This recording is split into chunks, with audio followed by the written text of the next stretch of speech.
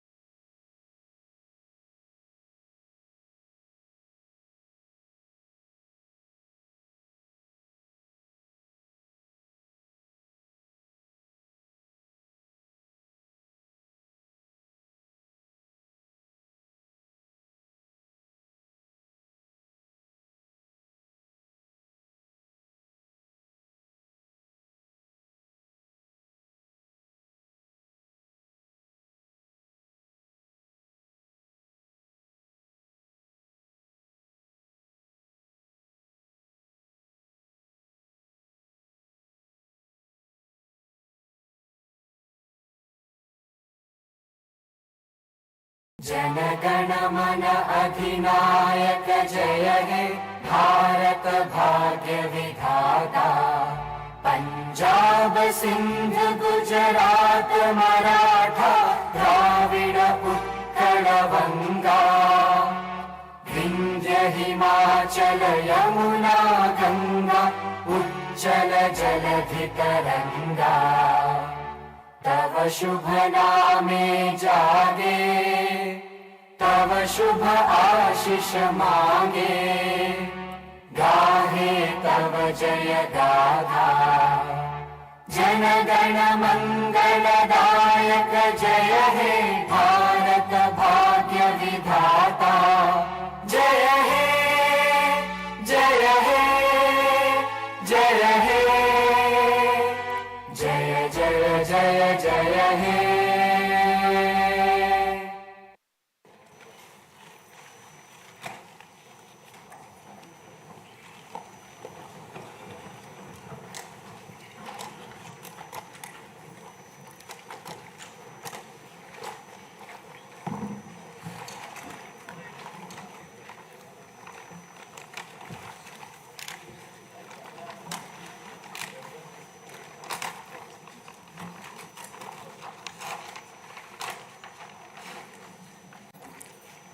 Honorable Chairman, Andhra Pradesh State Legislative Council, Honorable Speaker, Andhra Pradesh State Legislative Assembly, Honorable Members of the State Legislature, I am immensely pleased to welcome and congratulate the newly elected Honorable Members of the State Legislative Assembly and members of the Legislative Council to this joint session of the State Legislature being convened for the first time after the General Elections 2024. I would like to take this opportunity to commend the Andhra people's active participation in the electoral process. Their inspiration for change has been unambiguous. Now the responsibility of fulfilling their aspirations lies with all of you. Honorable members, you are aware that due to the supreme sacrifice of Amarajeevi Potti Sriramulu, Andhra Pradesh was formed as the first linguistic state on 1st October 1953 with Kurnool as capital. Thereafter, the state was recognized on 1st November 1956 and Telugu-speaking parts of Hyderabad state were made into the combined Andhra Pradesh with Hyderabad as capital. Accordingly, a lot of Telugu people moved to Hyderabad. Again, in June 2014, the people of Andhra Pradesh were forced to undergo another reorganization of their state, the most damaging experience of all. The united Andhra Pradesh was bifurcated unscientifically, undemocratically, and without adequate consultation with the stakeholders. This has left an indelible mark on the minds of the people of the residual state of Andhra Pradesh. The turbulence caused due to multiple state reorganizations and the resultant disruptions have deprived Andhra people of a sustained long period development and progress. Today we stand at a juncture where the people have to again take up the task of rebuilding their state. As time has progressed, it has become evident that the Andhra Pradesh Reorganization Act 2014 does not compensate enough the residual Andhra Pradesh for the loss of prosperity and development opportunities. The state bifurcation has imposed an unprecedented strain on the economy of the state. There are patent inconsistencies in distribution of assets and liabilities, with 58.32% of combined state population. The unscientific bifurcation caused the state to inherit only 46% of the resources, financial loss on account of loss of Hyderabad city, disproportionate debt burden, loss of access to public institutions, loss of national institutions, Government of India PSUs, and institutions of higher learning, etc.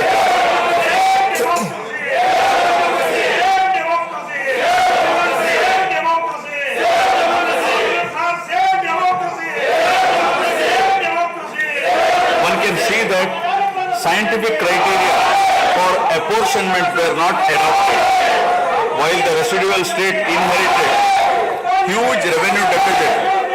Debt was shared on population basis, assets on location basis, power sharing on consumption basis, and worst of all, educational institutions with no basis.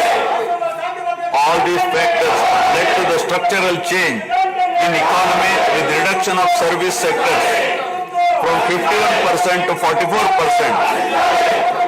The per capita income too fell from 1,06,176 for the combined state to rupees 93,121 for AP.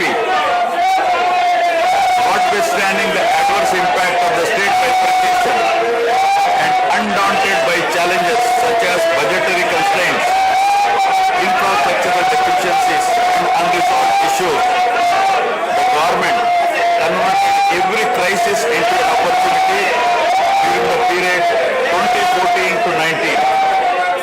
The government had laid a solid foundation for a vibrant sunrise Andhra Pradesh.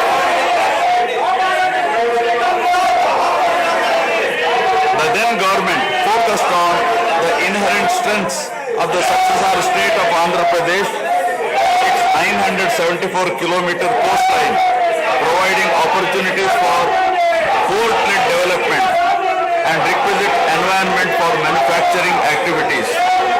The fertile river plains supporting agriculture and allied activities, the passing of 3 industrial corridors through the state, the rich natural and human resources. A reflection on the state's performance during the 5-year period of 2014 to 19 gives a clear picture of the balancing act between development and welfare. Completion of prestigious Pattasima project by linking of rivers Godavari and Krishna in a record time of 1 year. Completion of 72% of Polavaram project so that it could be made fully operational by 2021. Prioritization of other irrigation projects, drought proofing measures, real-time governance, development of Amaravati region through land pooling, construction of new secretariat and legislature building are a few examples worthy of mention. All the milestones achieved during 2014 to 19 were possible because of the visionary leadership of Sri Nara Chandrababu Naidu, the Honorable Chief Minister of Andhra Pradesh. In this regime, the state attracted marquee FDIs like Kia Motors, emerging as number one state continuously in ease of doing business rankings. Under his able leadership, the state attracted several investments in various sectors. The government initiated development of Kakinada SEZ port, Bhavanapadu and Ramayapatnam ports, expanded airports and increased the state road network. The development of infrastructure was balanced with welfare measures such as increase in old age pension, farm loan waiver, scholarships to students, construction of houses, etc. These development and welfare measures led to compound annual growth of 13.5% between 2014 to 19. While the state was set to take off on the path of high growth, the change of regime in 2019 again brought back the disturbing time for the nascent Andhra Pradesh. The state that already bore front of bifurcation in 2014 was rather unfortunate to have witnessed yet another bigger debacle in the form of inept governance, where the people were threatened and officers demoralized. In fact, the damage and losses during the period 2019 to 24 have been more severe compared to the state reorganization in June 2014. The government that assumed charge in 2019 started a destructive note with demolition of Praja Vedike that continued unabated till the end of the regime 2024. During this regime, democracy was at peril. People were in a state of fear and hardly enjoyed any freedom of living.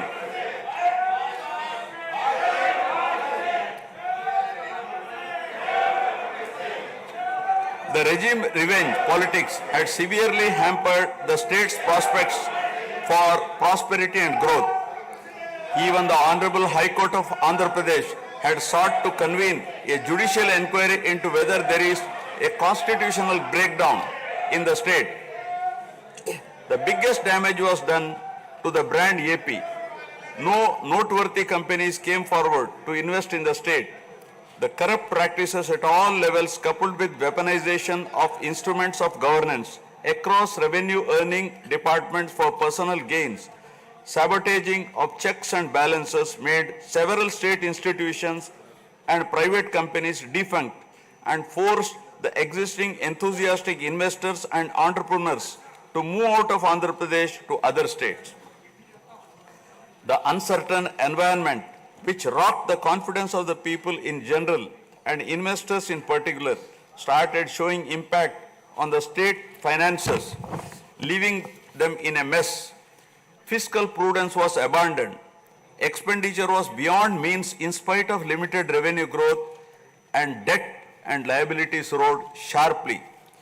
Financial management is manifested by diversion of funds, higher taxation despite high inflation, increase in power sector liabilities, neglect of capital expenditure which eventually resulted in slowing down of the economy. The enormous gap in resources was sought to be met repeatedly by borrowings through corporations and forcing them to spend on government expenditure, and in the process weakening the corporations.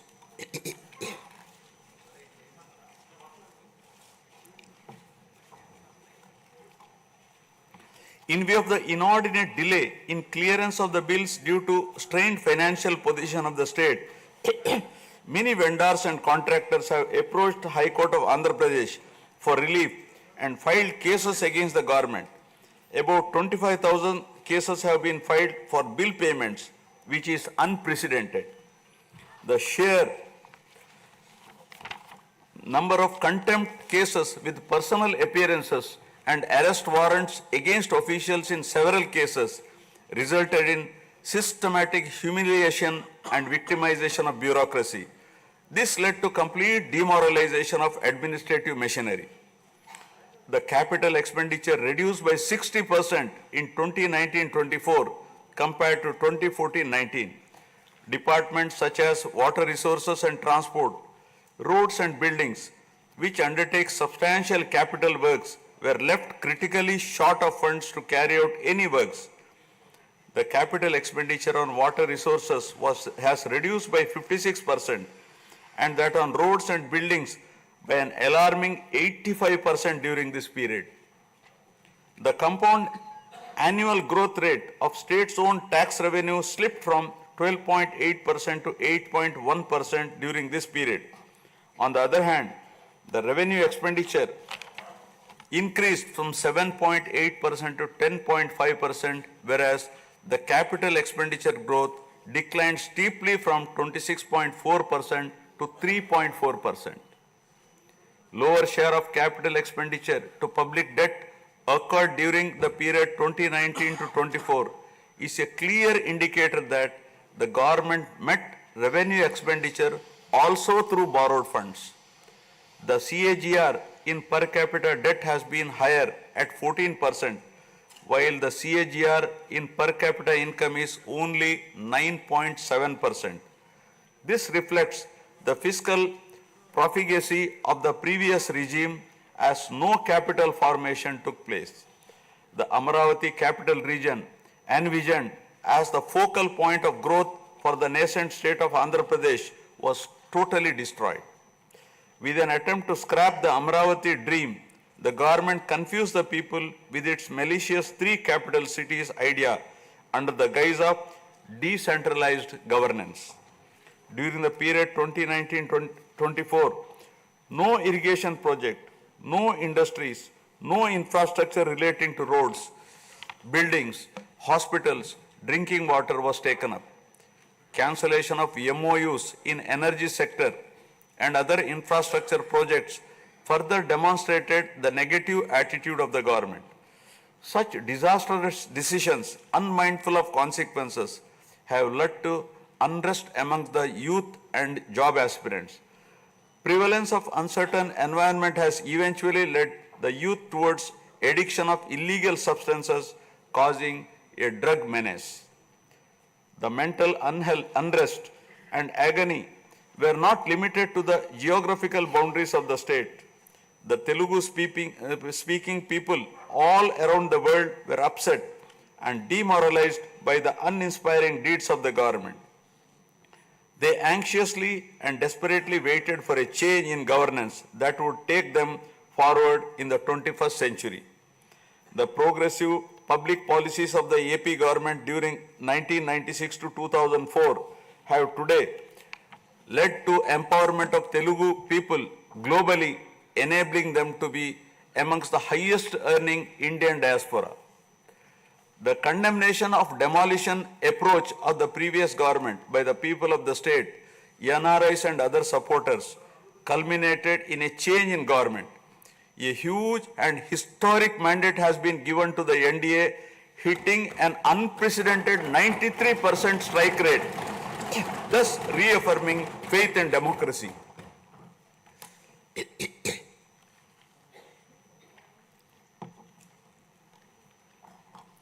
I sincerely congratulate the people of Andhra Pradesh for their wisdom in electing a government that discharges its duties with a futuristic view. Hordes of Andhra people had come from various regions to be part of this historic mandate in favor of future of Andhra Pradesh. The new government has a perfect blend of fresh and experienced honorable members in the assembly. I once again welcome all the members who will be instrumental in making right policies in the interest of good governance and in the spirit of cooperative federalism. Honorable members, at this juncture, I feel it is also important to recall the glorious past of Andhra Pradesh. Renowned as Annapurna, rice bowl of India, the state used to support other states in ensuring food security. As a leader of self-help group concept, Andhra Pradesh stood out as an example in developing entrepreneurship, knowledge economy, and cultivating thrift amongst poor women. Use of IT in all areas of welfare and development was the cornerstone of state's vision. The misrule of the previous government, which lacked transparency, have compelled this government to put the facts before the people about the disruption of systems and rampant corruption prevailing during the last 5-year term. Accordingly, my government has released a series of white papers highlighting numerous discrepancies in fund utilization, misappropriation, resulting in huge loss to the state exchequer and the natural resources base of the state. I would present some of the key takeaways of the white papers. Completion of Polavaram, the lifeline of Andhra Pradesh, is of the highest priority. The Polavaram project has been completely derailed. Introduction of reverse tendering and cancelling the agreed contracts have caused an irreparable damage not only to the project but also to the concept of interlinking of rivers and irrigating every acre of land. Unilateral announcement of 3 capitals for the state resulting in 1,631 days of farmers' protest. Modification of jurisdiction of the Capital Region Development Authority to 6,993 square kilometers. Shelving preparation of regional master plans. Completing the land acquisition in only 191 acres are some of the events that halted the progress of CRDA. This led to a potential loss of about 7 lakh jobs and estimated loss of wealth of about rupees 2 lakh crore along with loss of investment and growth opportunities. Andhra Pradesh, which enjoyed the distinction of being the first state in the country to have introduced reforms in the power sector in 1990s, had achieved energy sufficiency from 1996 to 2004. After bifurcation, the state faced an energy deficit of 22.5 MU per day. Again, by bringing second generation's reforms in energy sector and promoting renewable energy, the state become energy surplus by 2018. The state has witnessed an irreparable damage in the recent past. State energy sector has also suffered huge losses due to the tune of rupees 1,29,503 crores during the period 2019 to 24. Misappropriation of natural resources such as land, mines and minerals and forests has been widespread.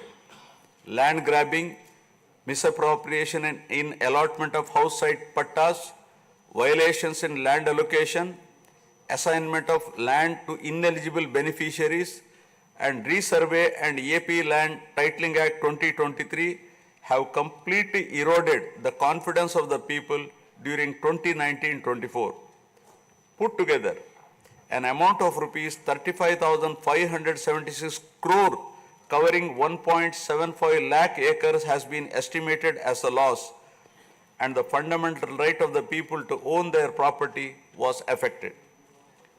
Looting of sand and mineral wealth is another area that resulted in huge loss to the exchequer and involved corruption. My government has initially estimated that an amount of rupees 19,000 crore has been lost due to illegal activities in these areas. Due to the unfriendly sand policy, 20 lakh construction workers have become unemployed. Due to the inefficient, inappropriate policy making and laxity in enforcement during the periods 2019-24, a cumulative loss to the tune of 9,750 crore has been incurred in mineral revenue. Huge damage has been done to environment. Smuggling of precious red sanders from forests has taken place with the revenue from the sale of red sanders dropping from rupees 1,623 crore in 2014-19 to rupees 441 crore in 2019-24. The destruction of mangrove forest land and Rishikonda Hill in Vishakhapatnam have also damaged the state's heritage and culture. The government misused law and order machinery during 2019-24 by harassing dissenting voices. There was rise in crime against women, children, atrocities on innocent people, especially the SC, STs and other vulnerable sections. The people lost faith in the government's ability to maintain rule of law.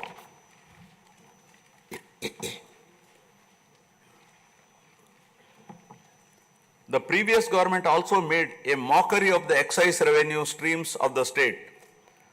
The VAT on excise was reduced and diverted to AP State Beverages Corporation as a special margin, which otherwise would have come to the government as revenue. The government levied the additional retail excise tax on the issue price of liquor sold by APSBCL and escrowed the same for repayment of loans taken by APSDC. While the APSBCL started supplying low quality liquor and introduced unknown brands at significantly higher rates, there was increase in black money due to smuggling of IMFL across the border districts. These policy practices have caused irreparable damage to the excise revenue streams of the state. As a result, it has become difficult for the new government to meet even the essential committed expenditure with the reduced revenue of the state. The overall debt has more than doubled in last 5 years, with huge outstanding payments of salaries and pensions, debt repayment for the debt burden of about 10 lakh crore, payments for the power sector dues, civil supplies and other liabilities has become challenging. Putting the governance back on track is truly a Herculean task. My government has already started fulfilling the pre-poll promises and announced that steadfast commitment to Super 6 promises.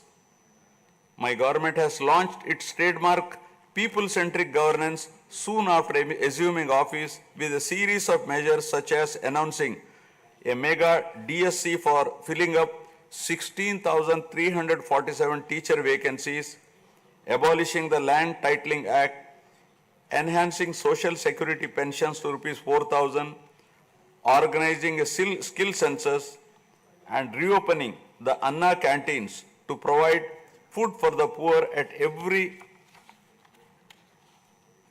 a very nominal rate of rupees 5 and supply of free sand. My government will initiate other important measures also. I am sure my government under the able and proven leadership of Shri N. Chandrababu Naidu Garu, the Honorable Chief Minister of Andhra Pradesh, and Shri Pawan Kalyan Garu, Honorable Deputy Chief Minister, with complete support of Shri Narendra Modi Garu, Honorable Prime Minister of India, will make all-out efforts in fulfilling the aspirations of the people for developing the state. Initiating the process, the Honorable Chief Minister visited New Delhi to meet the Honorable Prime Minister and other union ministers concerned and apprise them of the grim financial situation. During the visit, special requests have also been made for hand-holding by the center and extending liberal support to the state. I appeal to the people of the state to understand the current alarming financial situation and cooperate with the government in rebuilding the state. The massive destruction which resulted in huge loss of natural resource base and human value system really makes the reconstruction process difficult and time-taking one. To assess the complete loss, plan for resource mobilization and development is a cumbersome task. It requires collective thinking, extensive discussions with intelligentsia and academicians to explore ways to overcome the current crisis. It also involves finding ways to restart the entire development ecosystem through short, medium and long-term plans in the light of the new development paradigm of Viksit Bharat at 2047. The extent of real damage done to Andhra Pradesh in the last 5 years had not come in public discourse thus far. The misgovernance from 2019 to 24 created a trust deficit with regulatory authorities and damaged the brand of AP amongst investors. The people now given a strong mandate to the NDA to rebuild the brand AP and regain the trust. Honorable members, usually winning elections and assuming responsibility is a happy event. But now we are meeting in different and difficult circumstances. Perhaps for the first time in the country, the members are not in a position to rejoice and have the means to meet people's aspirations immediately. Keeping this in view, my government is proposing to go for budget after meaningful deliberations. With several issues relating to state bifurcation remaining unresolved, my government has taken initiative and visited New Delhi to meet the concerned in union government, including Honorable Prime Minister and also Telangana government with an intent to quickly find amicable solutions. The resolve shown by the 5 crore people of the state to reinstate democracy and elect people-friendly government with an unprecedented mandate is required to be appreciated yet again at this hour of crisis to help the state to rediscover its past glory. I would like to conclude my speech with the inspiring words of Swami Vivekananda. I quote, "We are responsible for what we are, and whatever we wish ourselves to be, we have the power to make ourselves. If what we are now has been the result of our own past actions, it certainly follows that whatever we wish to be in future can be produced by our present actions. So we have to know how to act." Jai Hind.